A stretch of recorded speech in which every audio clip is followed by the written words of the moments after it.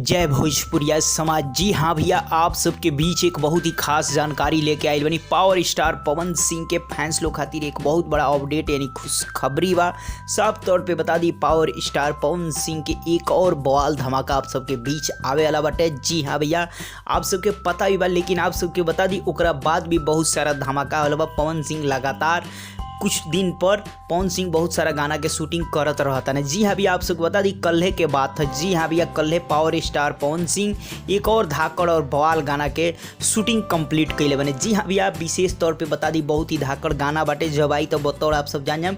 अभी फिलहाल power star Pawan Singh के जितना भी गाना आ रहा बा देख रहा बनी, काफ़ी अलग अलग आ रहा बा और डायरेक्ट वीडियो सॉन्ग आ रहा बा और काफ़ी ज़बरदस्त आवता और काफ़ी ज़्यादा धूम भी मचा रहा बा। जी हाँ भैया, तो पावर स्टार पवन सिंह आजकल आए दिन बहुत सारा धमाका लेके आ रहा बने, जहां फैंस के इंतजार भी काफ़ी ज़्यादा बना रहता कि पवन सिंह के कब अगला धमाका आ जाए, कब आ जाए। और हमने के देखती जान तो वहाँ पावर स्टार पवन सिंह काफ़ी ज़्यादा गाना लेके घड़ी आ रहा बने। उनके फैंस भी बहुत खुश बाड़ लो।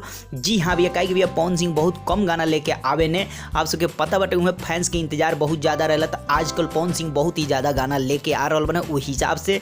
जी हाँ भैया, आप सब देख ही रहा बनी। तो एक और गाना के shooting power star Pawan Singh कल के कंप्लीट कर ले बने। उस शूटिंग के दौरान की सारा तस्वीर है जो उनके वीडियो में आप सब देखनी है, बहुत सारा तस्वीर रहा।